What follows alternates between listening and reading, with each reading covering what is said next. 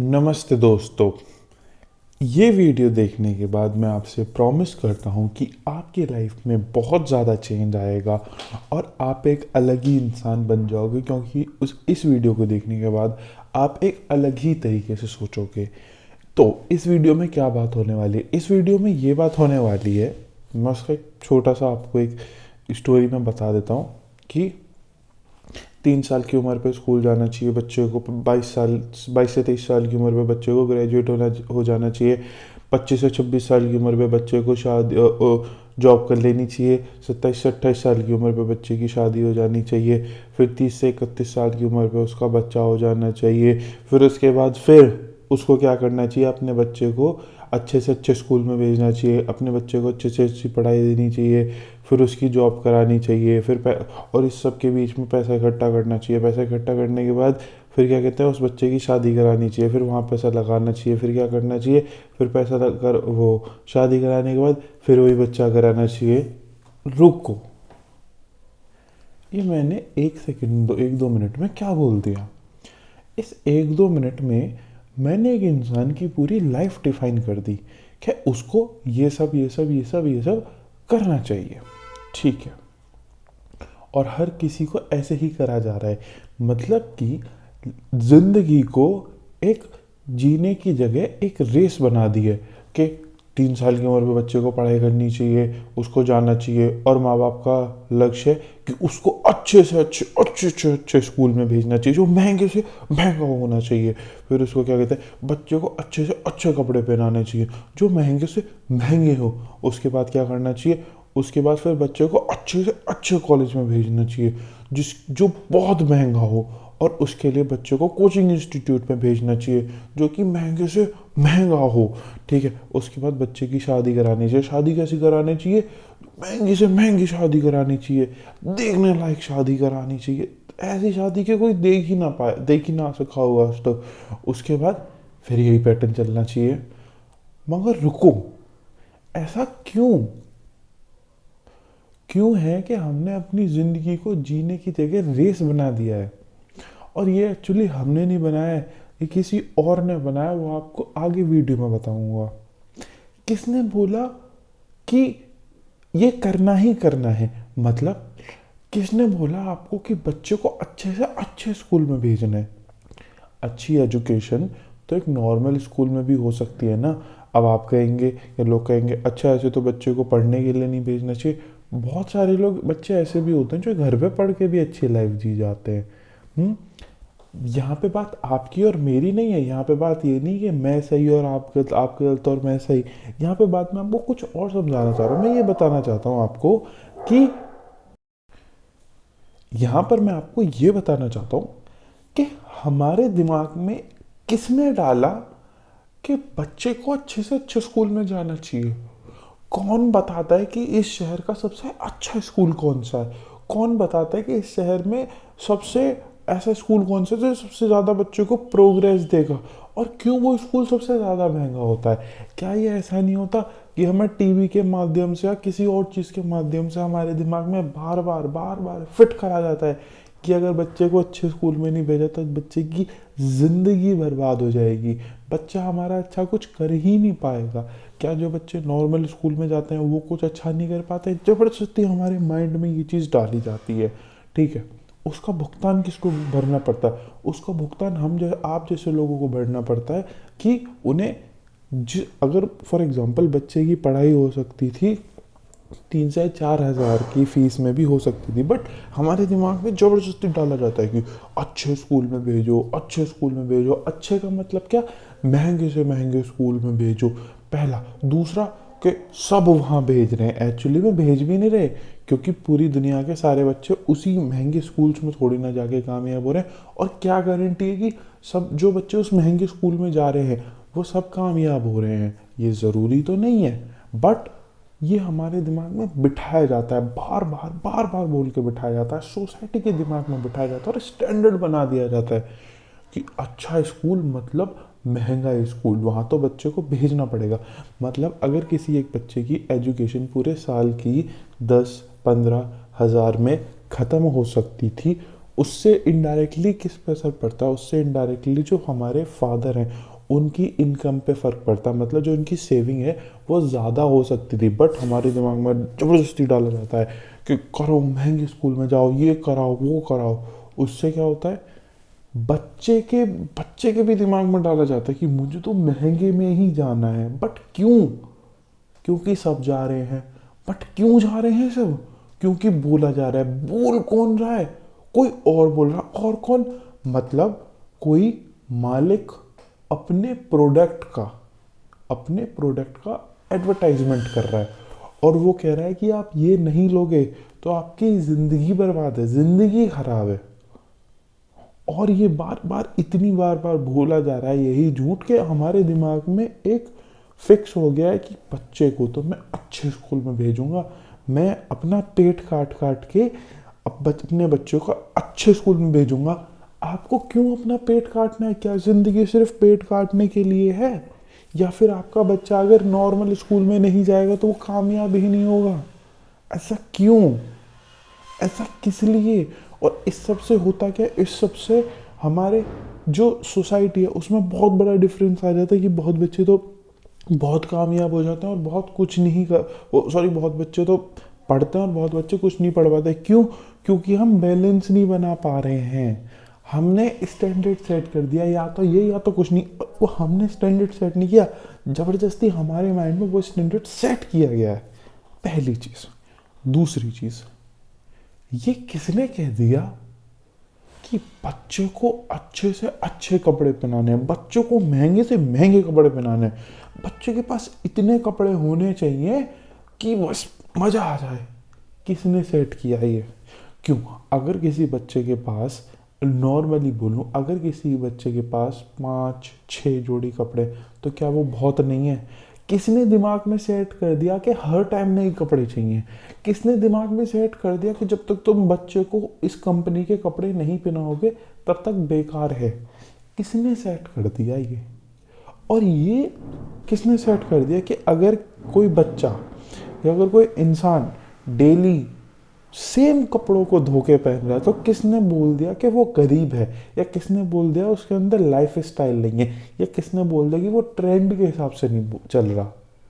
अगर कोई इंसान सिर्फ 800 रुपये के कुर्ते पजामा पहन के खुश है तो किसने भर दिया कि जब तक आप 800 रुपये की जीन्स और 1000 रुपये की शर्ट नहीं पहनोगे तब तक आप बढ़िया नहीं लगोगे? किसने स्टैंडर्ड सेट कर दिया?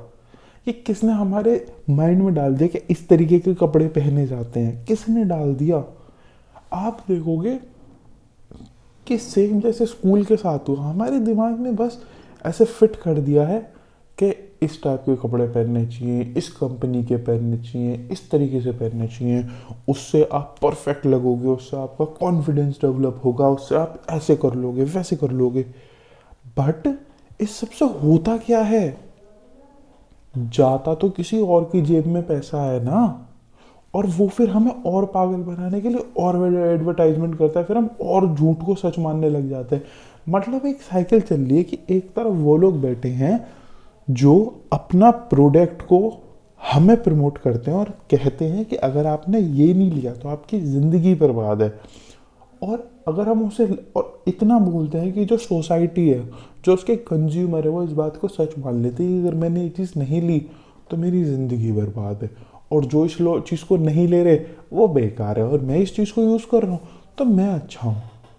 ओवरऑल इससे हो क्या रहा है? ओवरऑल इससे ये हो रहा है कि ये पूरी सोसाइटी इसी को ही पैसा बाद में दे रही है, और फिर ये बंदा क्या कर रहा है? फिर ये अपने प्रोडक्ट की मार्केटिंग कर रहा है जिससे और ज़्यादा कंजम्पशन हो रहा है, फिर इसको पैसा मिल रहा है, फिर ये पैसे को एडवर्टाइजमेंट कर रहा है, और ये इस तरीके से अपने आप को बढ़ाए चले जा रहा है।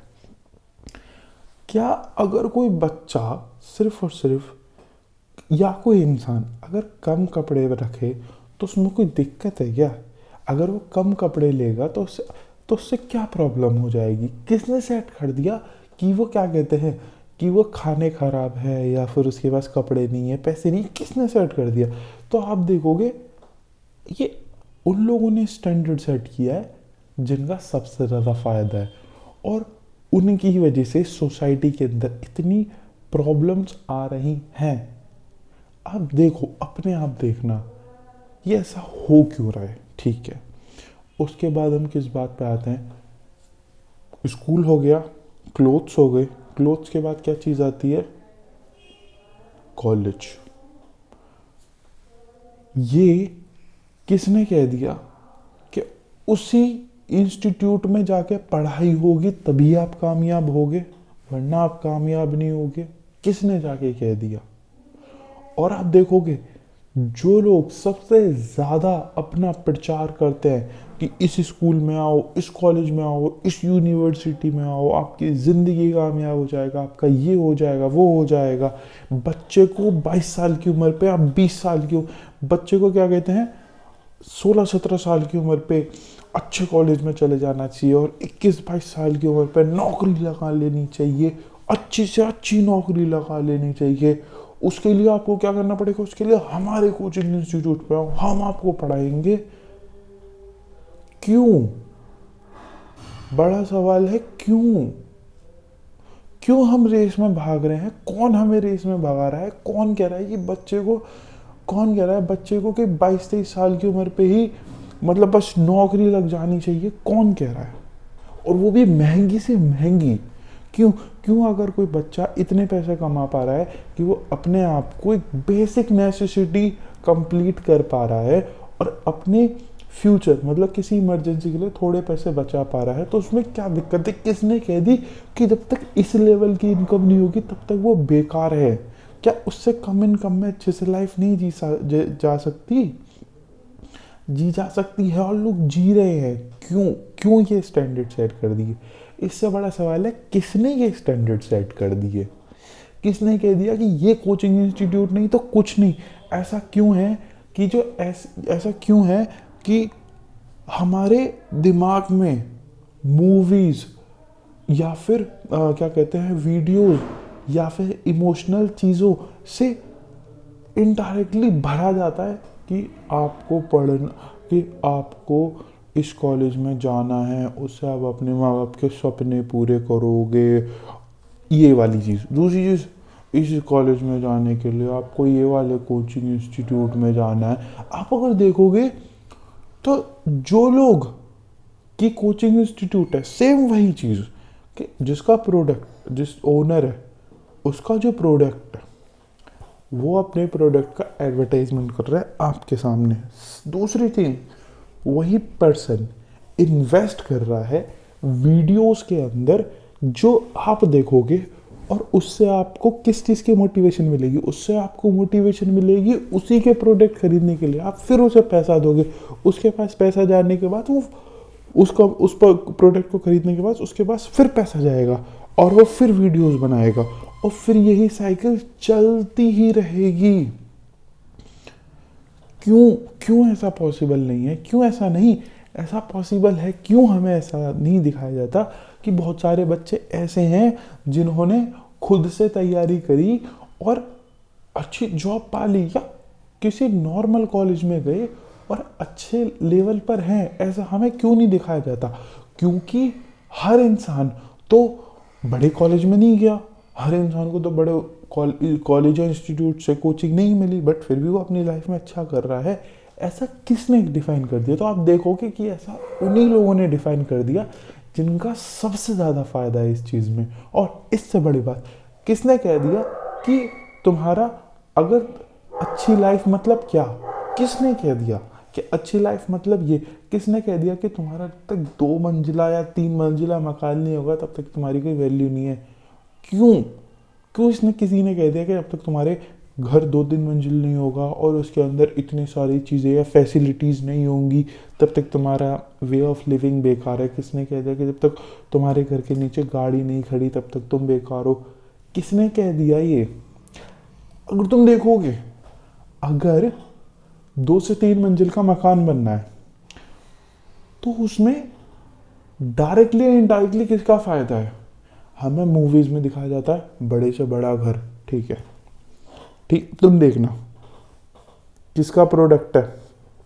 जो भी ईंट हो गए या जो भी रॉ मटेरियल घर को बनाने में यूज़ होता है वो प्रोडक्ट हो गया।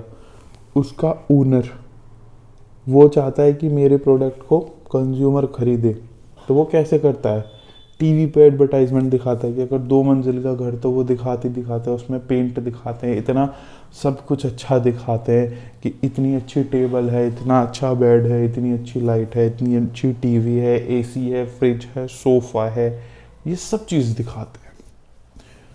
एड में भी वो दिखा रहे हैं। फिर वही इंसान इन्वेस्ट कर रहा है मूवीज़ वीडियोस के अंदर, एडवर्टाइजमेंट के अंदर, और वो फिर आपको शो करा जा रहा है और आपके दिमाग में सबकॉन्शियसली बिठाया जा रहा है कि लाइफ स्टैंडर्ड ऑफ लिविंग ये होना चाहिए, ये तो बेसिक नेसेसिटी है। भाई किसने कह दिया कि तुम्हारा जब तक 2 मंजिल मकान नहीं है वो तो तुम बेकार हो? किसने कह दिया कि वो बेसिक नेसेसिटी है? किसने कह दिया कि जब तक तुम्हारे घर में इस कंपनी का पेंट नहीं लगा तब तक तुम बेकार हो? किसने कह दिया?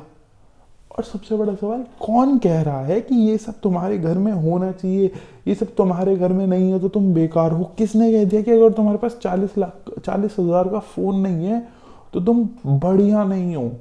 किसने कह दिया कि तब तक तुम रिच नहीं हो? किसने कह दिया कि अगर तुम्हारे पास जब तक 30-40 लाख की गाड़ी नहीं है तब तक तुम बेकार हो? कौन हमें भगा रहा है? कौन हमें बार बार प्रेशर कर रहा है? कौन कह रहा है कि तुम्हारे घर में अगर इतना महंगा बेड या सोफा नहीं होगा तब तक तुम बेकार हो? किसने कह दिया कि तुम्हारे घर में अगर इस कंपनी का एसी नहीं होगा तुम बेकार हो? किसने कह दिया कि तुम्हारे घर में इस कंपनी का फ्रिज होना चाहिए, इस कंपनी का टीवी होना चाहिए? किसने कह दिया है ये सब कुछ? अगर तुम देखोगे, ध्यान से देखोगे, बिजनेसमैन के प्रोडक्ट हैं, वो अपने प्रोडक्ट हमें बेचना चाहते हैं और उसके लिए वो एडवर्टाइजमेंट करते हैं।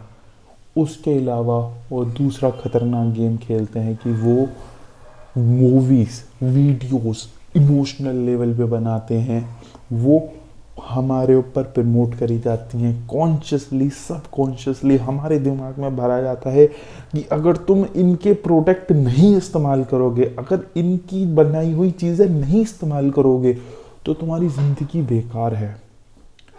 और तुम देखोगे कि अगर तुम इनके प्रोडक्ट को इस्तेमाल ना करो इनके प्रोडक्ट का इस्तेमाल, तो तुम्हारे पास बहुत पैसा बच जाएगा, वो भी बहुत कम सैलरी में,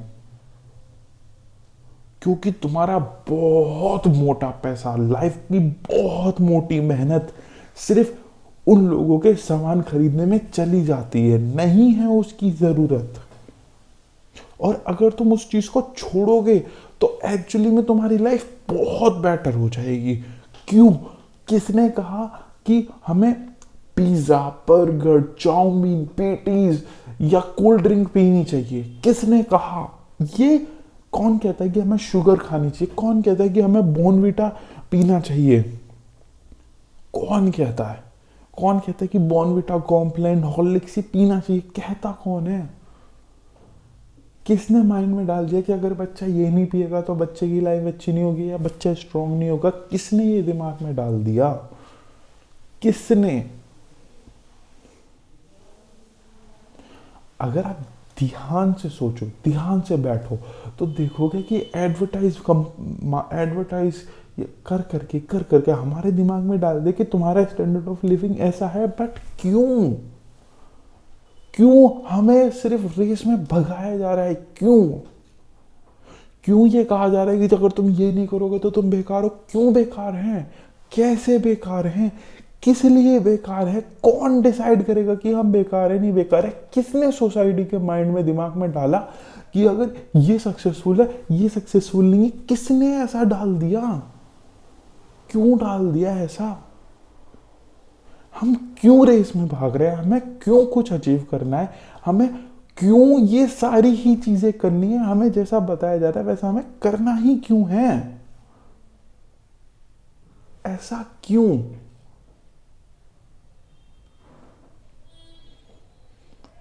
अगर आप देखो और बैठो और थोड़ा सा समझो तो आप देखोगे कुछ कंपनीज के ओनर्स हैं, उनके ढेर सारे प्रोडक्ट हैं, ढेर सारे प्रोडक्ट, और उनको बहुत बड़ी पॉपुलेशन दिखती है।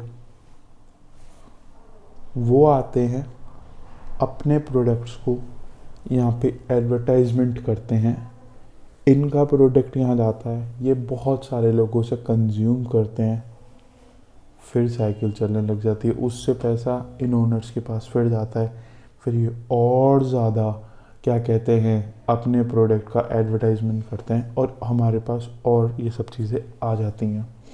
और इससे ओवरऑल किसका फ़ायदा हो रहा है? इससे ओवरऑल बिजनेस ओनर्स का फ़ायदा हो रहा है। और वो चाहते क्या है? वो बस यही चाहते हैं कि जितना ज़्यादा हम बिना क्वेश्चन करे बस उनके बनाए रूल्स के हिसाब से चलते रहें, करते रहें, उतना उनका फ़ायदा है। और उससे बड़ी चीज़, हमारे दिमाग में से हमारा इंडियन कल्चर निकाला जा रहा है, भर भर के निकाला जा रहा है। क्योंकि वो क्या, हमें को क्या सिखा दिया कि स्पिरिचुअलिटी मतलब बेकार, रिलीजन मतलब कि पूजा पाठ मंदिर जाना, सिर्फ ये सब चीज़ें। हमें क्यों उपनिषद से दूर रखा जाता है?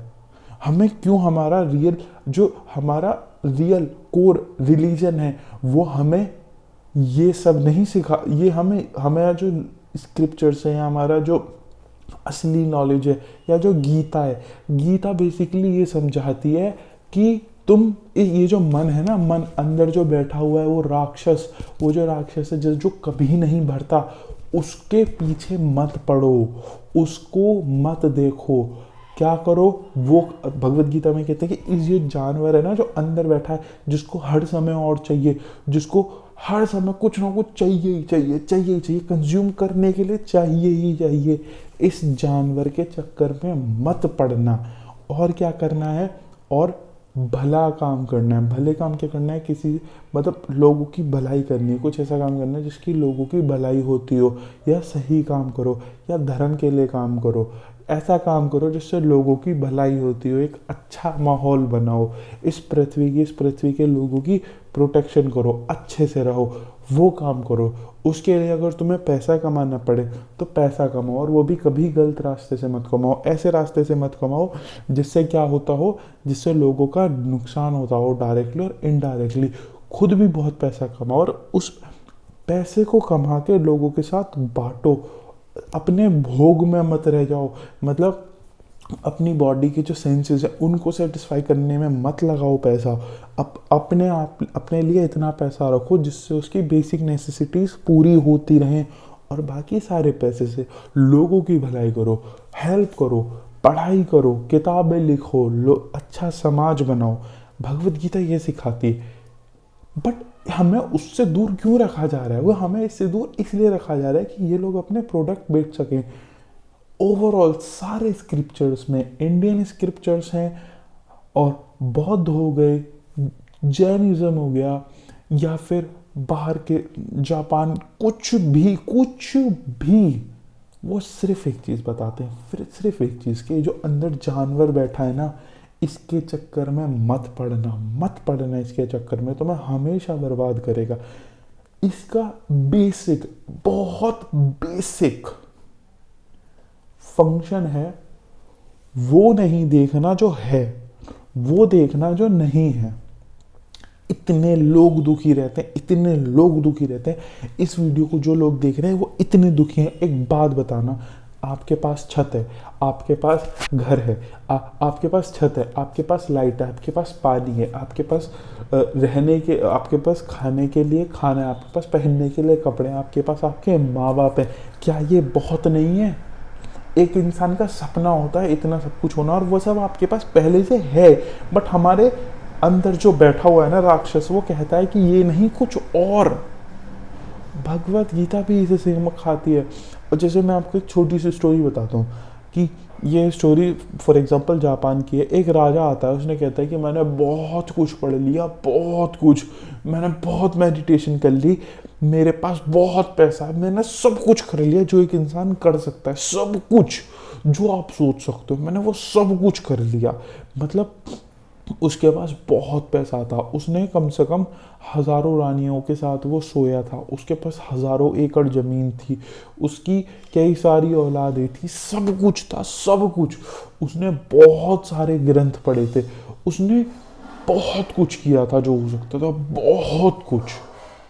उसने कहा फिर भी मैं सो नहीं पाता क्योंकि मेरे अंदर शांति नहीं है, मुझे कुछ और चाहिए, मुझे कुछ ना कुछ और चाहिए, मगर मुझे नहीं पता क्यों चाहिए।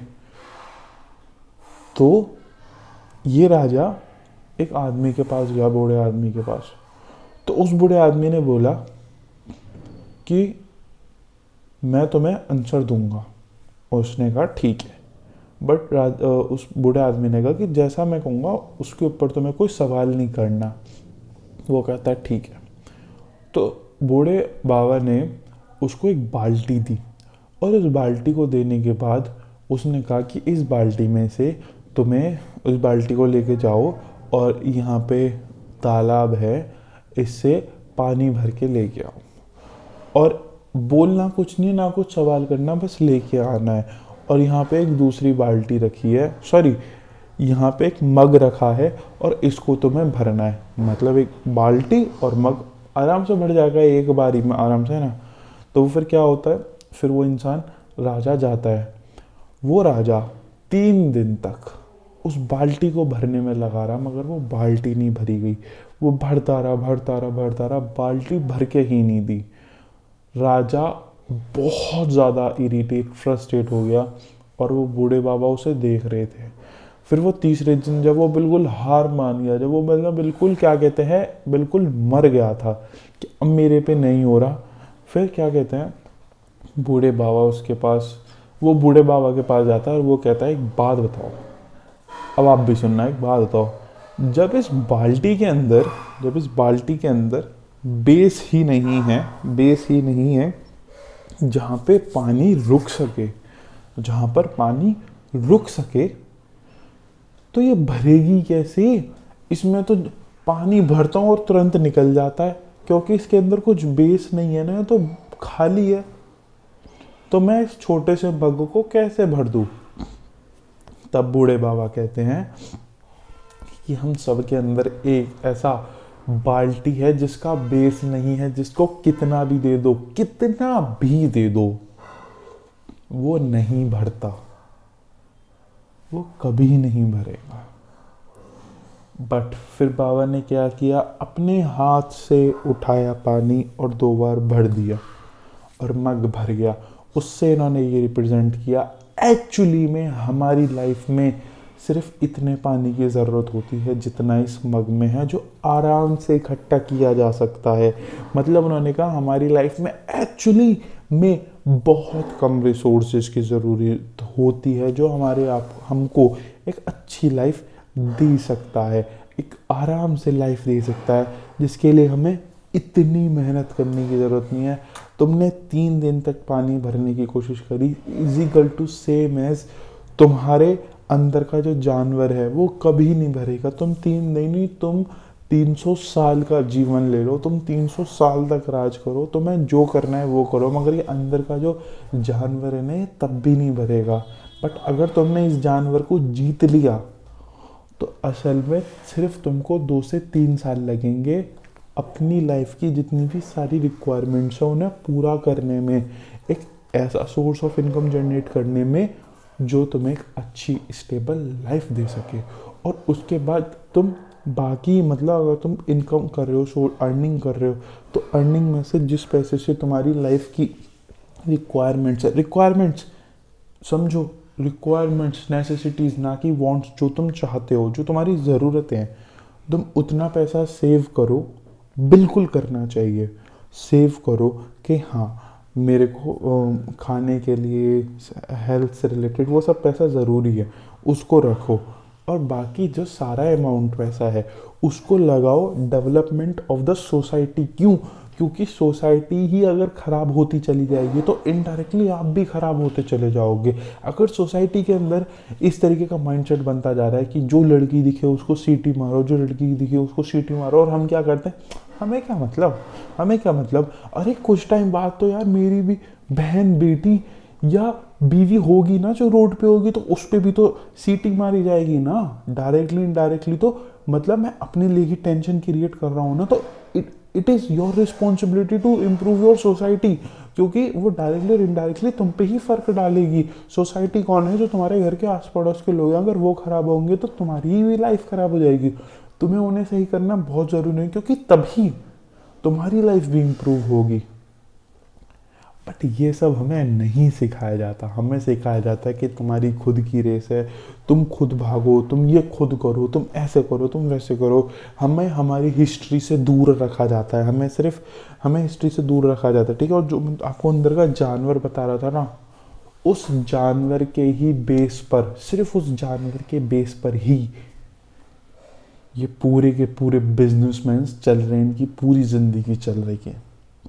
क्या, अब सवाल सुनना, क्या कोई इंसान जो एक वो काम करता है जिससे एक इंसान की लाइफ इम्प्रूव होती है, लोगों की लाइफ इम्प्रूव होती है, फॉर एग्जांपल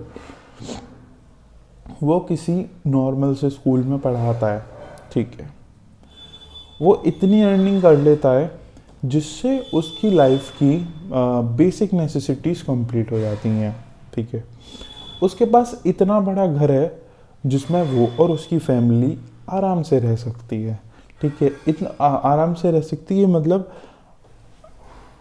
कि 3 मंजिला मकान नहीं, सिर्फ एक ही मतलब क्या कहते हैं, ग्राउंड फ्लोर ही सिंपल, और उसमें भी इतने कमरे हैं कि जितने उसकी फैमिली आराम से रह सकती है। उसके पास इतने कपड़े हैं, उसकी फैमिली के पास इतने कपड़े हैं जिससे वो लोग आराम से जी सकते हैं, दिखावा नहीं, आराम से रह सकते हैं। और वो इंसान बाकी सारा टाइम किस में इन्वेस्ट करता है? वो इंसान अपना बाकी सारा टाइम, बाकी सारी एनर्जी, बाकी सब कुछ इन्वेस्ट करता है कि उससे क्या हो, उससे क्या हो, सोसाइटी इम्प्रूव हो। वो बच्चों को पढ़ाता है जिससे जो बच्चे नहीं पढ़ सकते वो पढ़ते हैं। उससे क्या होता है, जो बच्चे बड़े होकर लड़कियों को छेड़ते या चोरी चकारी करते, वो सब बच्चे आज के टाइम में उस इंसान से पढ़ रहे होते हैं। तो क्या होता है, जब उस इंसान से पढ़ रहे होते हैं तो स्लोली जो एक पॉसिबिलिटी बन सकती थी कि अगर वो बच्चे नहीं पढ़ते तो वो बहुत बुरे बनते, अब ये पॉसिबिलिटी बन गई कि वो अच्छे से पढ़ेंगे। उससे क्या होगा, जो उनके माँ बाप थे, जो टेंशन थी कि हमारे बच्चे तो पढ़ लिख नहीं पाएंगे, वो भी हैप्पी रहेंगे कि हमारे बच्चे कुछ अच्छा कर रहे हैं। तो धीरे धीरे आप देखोगे सोसाइटी, मतलब इस छोटे से चेंज से ही सोसाइटी में कितना बड़ा इम्पैक्ट आ गया बहुत लंबे समय के लिए। ये एक एग्जाम्पल है कि कैसे, एक एग्जाम्पल है कि हमारे छोटे से स्टेप से कितना फ़र्क पड़ता है लोगों की लाइफ पे। या फिर कोई ऐसा इंसान जो बहुत पैसे कमाता हो, बहुत पैसे, बट वो क्या करता है, वो उन पैसों से अपने लिए 4 मंजिला मकान नहीं बनाता, वो अपने लिए 40 लाख की गाड़ी खड़ी नहीं करता, वो अपने लिए लाखों रुपए के कपड़े नहीं खरीदता, वो अपने लिए लाखों रुपए का फ़ोन नहीं खरीदता, वो अपने लिए बहुत सारे रिसोर्सेज इकट्ठे नहीं करता। वो क्या करता है, वो सब पैसे को लेता है, उसमें से जो बेसिक नेसेसिटी है, वो बेसिक नेसेसिटी है उस सब को तो करता है कि एक छोटा सा घर, उसमें छोटी सी रिक्वायरमेंट जो भी हो सकती है वो सब रखता है, जो बेसिक रिक्वायरमेंट है वो सब करता है। और बाकी सारे पैसे से वो बच्चों को पढ़ाता है या लोगों का इलाज कराता है या कुछ ऐसा करता है जिससे सोसाइटी पे फ़र्क पड़े। तो क्या वो हमारे लिए एक बुरा इंसान हो जाएगा? क्या वो ऐसा इंसान हो जाएगा, अबे ये तो ज़िंदगी नहीं जी रहा। और दूसरी, ये मैं लास्ट इस बात को करके ख़त्म करता हूँ। आजकल आप वो देख रहे हो कि शादियाँ हो रही हैं और ये हो रहा है, वो हो रहा है। अगर आप देखोगे आज के टाइम में शादियाँ नहीं हो रही, एक्चुअली में क्या हो रहा है, एडवर्टाइजमेंट हो रहा है इंस्टाग्राम पे और हर जगह। कैसे, ये लड़का है कि क्या कहते हैं, इस तरीके की शादी होनी चाहिए, मतलब ये ग्रैंड वेडिंग होनी चाहिए, शादी लाइफ में एक बार होती है, ऐसा होना चाहिए, वैसा होना चाहिए, दिखने में ये होना चाहिए, वो होना चाहिए, ठीक है। उसके ऊपर डायरेक्टली इनडायरेक्टली फ़र्क किस पे पड़ता है? 2 लोगों पे जो उसके लिए अर्निंग करके वो सारा पैसा इन्वेस्ट करेंगे। डायरेक्टली और इनडायरेक्टली वो सारा पैसा कहाँ जाएगा? आप डायरेक्टली और इनडायरेक्टली देखोगे वो सारा पैसा कुछ बिजनेसमैन के पास जाएगा, क्योंकि वो एडवर्टाइजमेंट कर करके अपने प्रोडक्ट को सोसाइटी के ऊपर डाल लें कि अगर आपने इस तरीके की शादी नहीं करी तो आप बेकार हो। कोई लड़का कोई माँ बाप ऐसे हों कि वो स्टैंडर्ड की शादी नहीं करा सकते, नहीं है उनके बस की इस तरीके की शादी, स्टैंडर्ड की शादी करा। उनके क्या है कि मैं कोर्ट मैरिज करा सकता हूँ, मैं इतने रुपए की शादी नहीं करा सकता, मेरी बस की नहीं है। क्या वो इंसान बुरा हो जाएगा? बट वो इंसान क्या है, बट वो इंसान ऐसा है कि अगर उस लड़की से, उन लोगों की शादी हो गई तो वो लड़का या फिर वो लड़की एक दूसरे को बहुत प्यार, वो लड़का वो लड़की एक बहुत अच्छे इंसान है और वो लाइफ में बहुत ज़्यादा अंडरस्टैंडिंग वाले हैं, वो लाइफ में बहुत अच्छा कर रहे हैं और टाइम के साथ साथ वो एक बहुत अच्छे ह्यूमन बीइंग रहेंगे और लाइफ उनकी अच्छी चलेगी। बट नहीं, कोर्ट मैरिज कर ली ना, इसमें थोड़ी ना मज़ा है, इन्होंने शादी कहाँ करी, इन्होंने लाइफ एंजॉय कहाँ करी। बट वहीं कोई इंसान अगर 2 करोड़ की शादी हो रही है और मज़े के साथ शादी हो रही है, मगर इंसान कैसा है अंदर से, इंसान जानवर है अंदर से। लड़की से शादी हो जाती है, लड़की या लड़का कोई भी, यहाँ पर सिर्फ इंसान की बात हो रही है, ऐसा जानवर निकलता है कि अपना जो दूसरा पार्टनर है उसकी ज़िंदगी बर्बाद कर देता है, उससे डिवोर्स कर देता है, उसको टेंशन में कर देता है, उसको डिप्रेशन में कर देता है। और ये चीज़ें आज के टाइम में हो रही हैं क्योंकि 2022 या 2021 के अंदर जो रेट निकला उसमें ये निकला कि सबसे ज़्यादा डिवोर्स इंडिया के अंदर हो रहे हैं, सबसे ज़्यादा मेंटल हेल्थ इश्यूज इंडिया के अंदर हो रहे हैं। ऐसा क्यों? अगर अच्छी या अच्छी ऐसी शादी जो दिखावे के साथ हो सके, अगर वो सक्सेसफुल है, तो इतने डिवोर्स या इतने सुसाइड या इतने डिप्रेशन या इतने मेंटल हेल्थ इश्यूज क्यों आ रहे हैं? वो इसलिए आ रहे हैं क्योंकि ये सब ज़रूरी नहीं है, ये सब चीज़ें हमारे दिमाग में एक्चुअली डाल दी गई हैं। अगर फॉर एग्जांपल कोई लड़की कहती है कि हाँ मुझे तो ऐसी ही शादी करनी है, कोई लड़का कहता है कि मुझे तो ऐसी ही शादी करनी है, तो खुद के पैसे कमा के शादी करो ना। उस समय किसका इन्वेस्ट होता है? उस समय डायरेक्टली और इनडायरेक्टली हमारे माता पिता, हमारे पेरेंट्स के पैसे इन्वेस्ट हो जाते हैं, जिसका हम दिखावा करते हैं। हम दिखावा नहीं करते, हमारे दिमाग में डाला जाता है कि अगर आप दिखावा नहीं करोगे तब तक आप सक्सेसफुल नहीं हो, तब तक आपकी सक्सेसफुल शादी नहीं है। ऐसा क्यों? ऐसा क्यों? फिर वही चीज़, owner, product, society, advertisement, owner product का एडवर्टाइजमेंट हमारे ऊपर करता है, साथ साथ में वीडियोस, मूवीज़, रील्स ऐसी बनाते हैं कि वो अपने प्रोडक्ट का एडवर्टाइजमेंट करते हैं, सोसाइटी के पास जाता है, सोसाइटी उस प्रोडक्ट को कंज्यूम करती है, उससे पैसा कंपनी के पास जाता है, कंपनी के पास से पैसा ओनर के पास जाता है, ओनर फिर एडवर्टाइजमेंट करता है, और यही चेन चलती रहती है। और इसी एक वजह से अमीर बहुत अमीर होता जा रहा है, गरीब और गरीब होता जा रहा है, मिडिल क्लास और मरता जा रहा है, क्योंकि उसको बताया जा रहा है कि तुम जब तक ये चीज़ कंज्यूम नहीं करोगे, तुम जब तक ऐसे नहीं बनोगे, तुम जब तक ये नहीं करोगे, वो नहीं करोगे, तब तक तुम बेकार हो। क्यों ऐसा बताया जा रहा है? क्यों?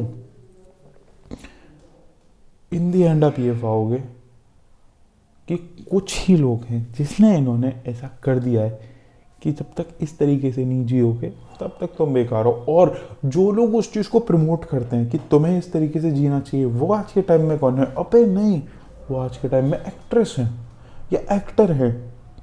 और जो लोग कहते हैं कि इस टाइप की चीज़ें आपको नहीं कंज्यूम करनी चाहिए, वो कौन बन जाते हैं? अरे वो तो बाबा बन जाते हैं, वो तो ढोंगी हो जाते हैं। ये किसने डिफरेंस डाला कि ये चीज़ें हो जाती हैं?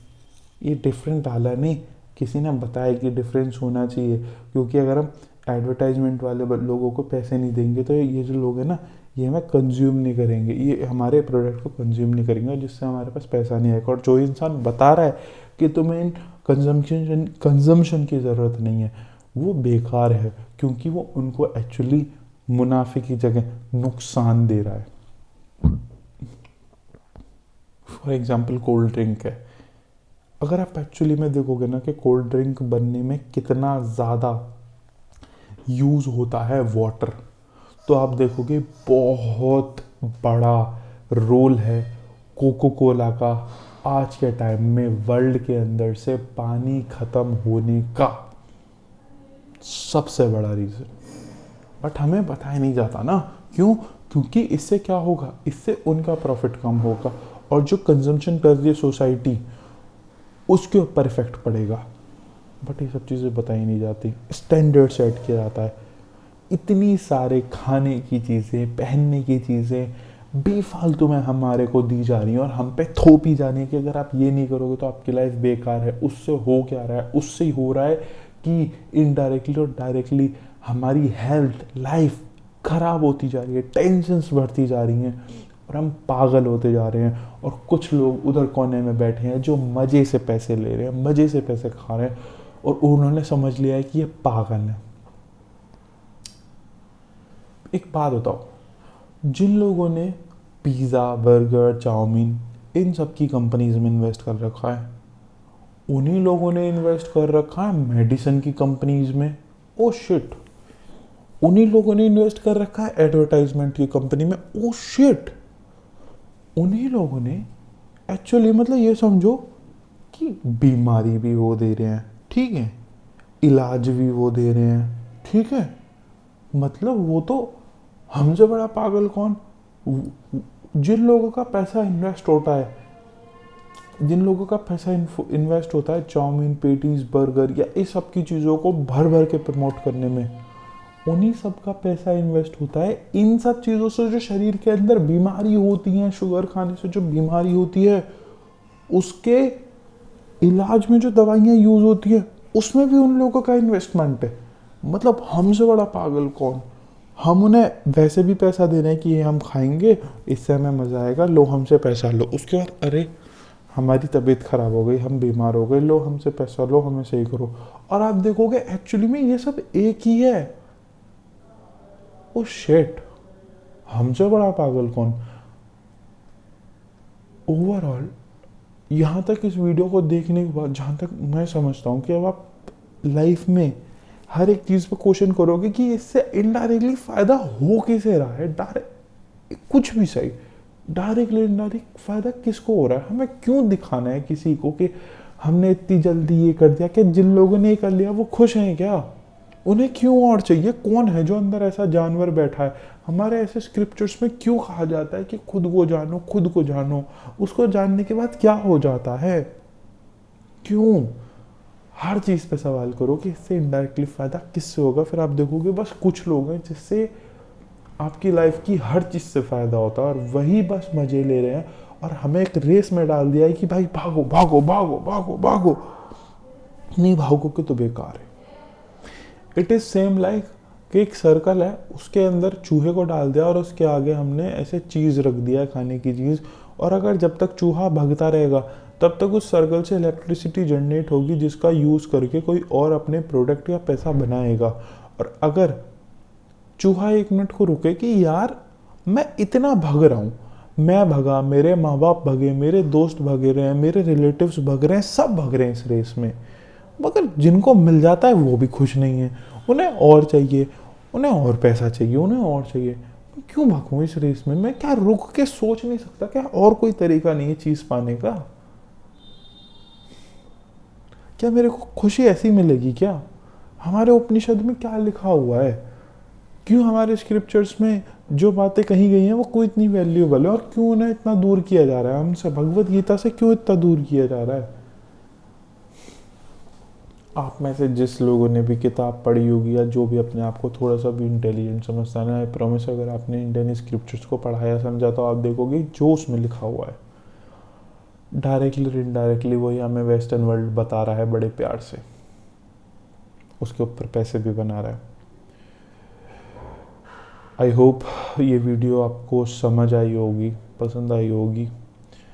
मैं आपको बताना चाहता हूँ कि इसमें दुश्मन मैं और आप नहीं है, यहाँ हम एक दूसरे के दुश्मन नहीं है। इसमें ये मना नहीं किया जा रहा कि आपको कैसे लाइफ जीनी है, कैसे नहीं जीनी, या कितने पैसे कमाने हैं, कितने पैसे नहीं कमाने, पैसे कमाने ज़रूरी है नहीं ज़रूरी है, मैं वो सब चीज़ों के बारे में बात नहीं कर रहा। मैं बस आपको ये बताना चाह रहा हूँ कि एक्चुअली कोई और है जो हमसे मज़े ले रहा है और बहुत लंबे समय से, उसको जानो और आप जानोगे कि हमें लाइफ में इतनी सारी चीज़ों की ज़रूरत एक्चुअली है नहीं जितनी हमारी लाइफ में डाल दी गई हैं, मेंटली भी और फिज़िकली भी।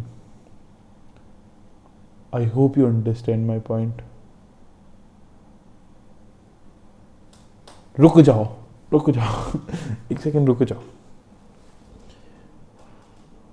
पहले क्या होता था, पहले ये होता था कि जो लड़का होता था, जो यंग एज का इंसान होता था, उसके दिमाग में क्या वो एक्चुअली किस चीज़ को फोकस होता था. वो पहले पढ़ता था कि हमारे कितने देश के महान राजा रहे, कितने इन्होंने अपनी लाइफ को स्ट्रगल में डाला, उन्होंने कितना हमारे देश के लिए क्या किया, उन्होंने कैसे हमें राजाओं से बचाया, उन्होंने कैसे अपने देश के लिए अपनी कुर्बानी दे दी, उन्होंने कितनी पढ़ाई करी और वो सारी मेहनत लोगों के भले के लिए डाल दी. पहले हमें ये पढ़ाया जाता था. फिर उसके बाद हमें क्या पढ़ाया जाने लगा, जवान लड़का है, लड़की के पीछे पागल है, बस लड़की ही सब कुछ है, ये डालता गया.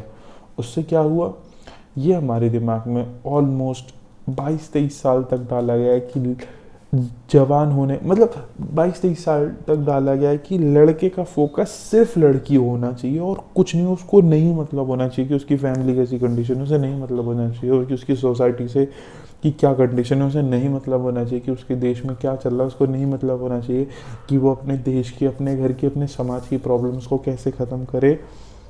उस सब चीज़ों पे ध्यान ही नहीं दिया गया है. उन सब चीज़ों पे ध्यान ही नहीं दिया गया. सिर्फ किस चीज़ पे ध्यान दिया गया कि अगर तुम लड़की के ऊपर ध्यान दे रहे हो तो तुम्हारा जो जवान होना कामयाब है, और अगर तुम लड़की के ऊपर ध्यान नहीं दे रहे तो तुम्हारा जवान होना कामयाब नहीं है. ये किसने सेट किया, आप देखोगे कुछ ही लोगों ने सेट किया कि उन्होंने कहा कि जब तक तुम लड़की के ऊपर ध्यान नहीं दोगे कुछ नहीं होगा. और मज़े की चीज़ क्या है, ये तो तुम्हें रास्ता दिखा दिया कि ये तुम हो, तुम्हें लड़की को पाना है, ये एक पूरा स्टार्टिंग है एंडिंग है. बट इसमें क्या है, उसके लिए तुम्हें अच्छे कपड़े पहनने, फिर उनके पास पैसा जा रहा है. उसके लिए तुम्हें अच्छा दिखना है, फिर उन ऑनर्स के पास पैसा जा रहा है. उसके लिए तुम्हें टेडीज़ खरीदने हैं, पेटीज़ खरीदनी है, अच्छी अच्छी महंगी महंगी जगह घुमाना है, फिर उनके पास पैसा जा रहा है. इनडायरेक्टली हर चीज़ करके उन्हीं के पास पैसा जा रहा है, उन कुछ ओनर्स के पास जो अपना प्रोडक्ट बेच रहे हैं सोसाइटी खरीद ली है, फिर उनके पास पैसा जा रहा है, फिर वो एडवर्टाइजमेंट कर रहे हैं, फिर अपना प्रोडक्ट बेच रहे हैं. हर चीज़ जो भी आप सोच सकते हो, हर चीज़ आपके दिमाग में बिठाई गई है कि ऐसा करो, ऐसा करो, ऐसा करो.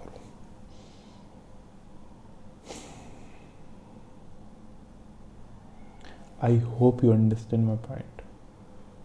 Thank you.